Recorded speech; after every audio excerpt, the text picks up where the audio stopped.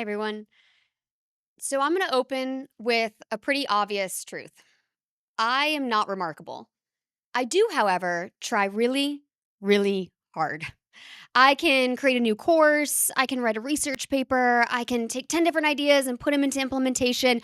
I am an Olympic level box checker, a perfectly mediocre overachiever.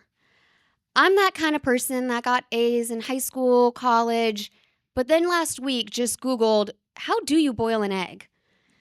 The kind of person that can put together a leadership development program, but then never seem to remember, does glass get recycled? The kind of person that can coach a leader through a crisis, but also accidentally send an invitation to every single person at the university, inviting them to a meeting that doesn't exist. I am highly capable and I am barely functional. I am successful, I'm unsure, I'm ambitious, I'm lazy, I'm enough, I'm a flop, I'm accomplished, I'm exhausted, I'm a leader, and I am totally lost.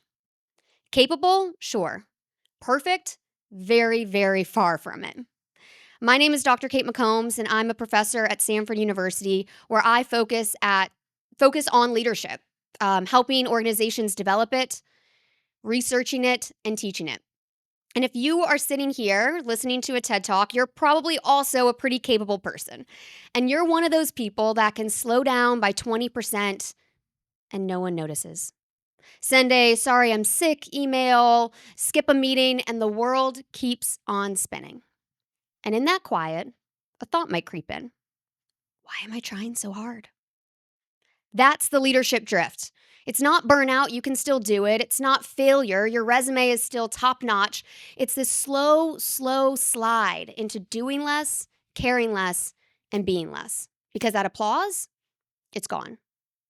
So, how do we continue leading ourselves? How do we stay motivated when that external validation has dried up? We need to learn to lead ourselves. The research is loud and clear. If you can't lead yourself, you can't lead for long.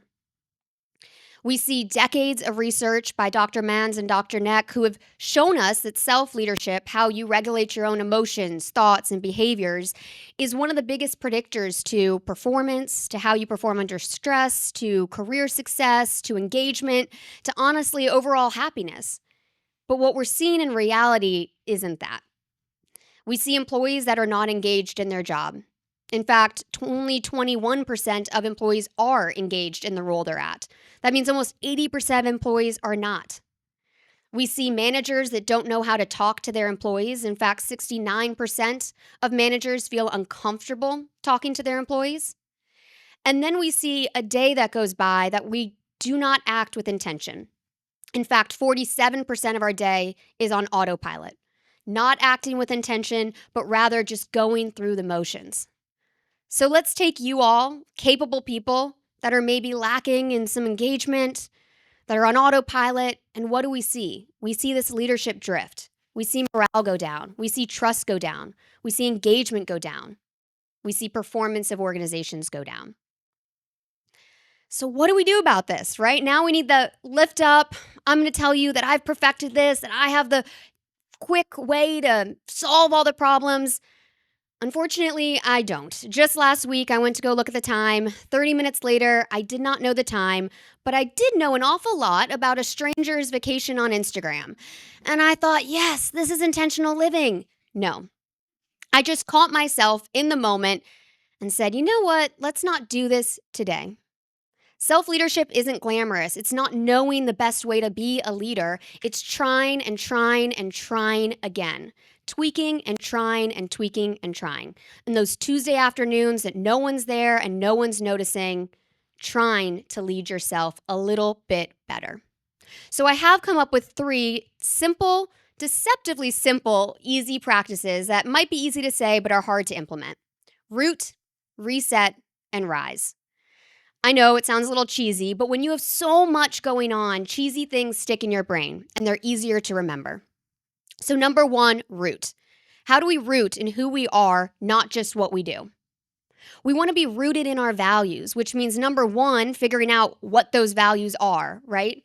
For me, one of my values is curiosity. So if I'm starting to get disengaged and distracted, I root into that value and I get curious, and it helps engage me and moves me forward. Imagine if every single manager walked in on Monday morning rooted in their values, knowing what their values were. How would the culture shift? So once we're rooted in who we are, then it's time to reset. Get yourself off autopilot. As mentioned earlier in the talk, 47% of your day is spent on autopilot. So how do we get ourselves off of that, making intentional decisions instead? It comes down to just a 5 to 10-second pause. This part right here, I have practiced all the time, I have messed up all the time, and I will continue having to practice and mess up over and over and over again. But it is so important. A 5 to 10-second pause takes you off autopilot and helps you make an intentional decision. It even lowers your cortisol up to 30% within the next hour.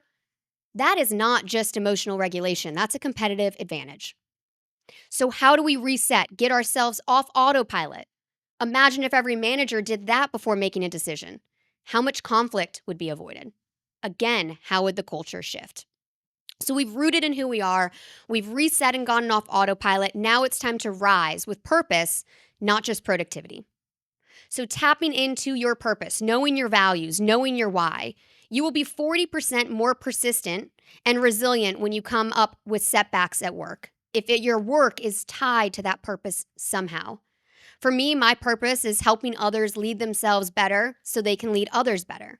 I do this with executives, I do this with emerging leaders, with the next wave of talent. And when I get distracted, when all these things are pulling my way, it helps keep me grounded and keeps me focused. Think of it as like a compass. If you have no visibility, your purpose still helps you go the right direction. So again, imagine if every manager knew their purpose and had a purpose. How would that culture shift? We see organizations doing this really well, and we see organizations not doing it so well. Take the past CEO of Uber, Travis Kalanick, who was visionary and bold. He also was unregulated, and his leadership took them into a very toxic culture, cost the company billions of dollars, and drove away top talent. Compare that to Alan Mulally, the past CEO of Ford, who came in when there was a $17 billion company loss, and he didn't try to play the hero. Instead, he rooted in transparency.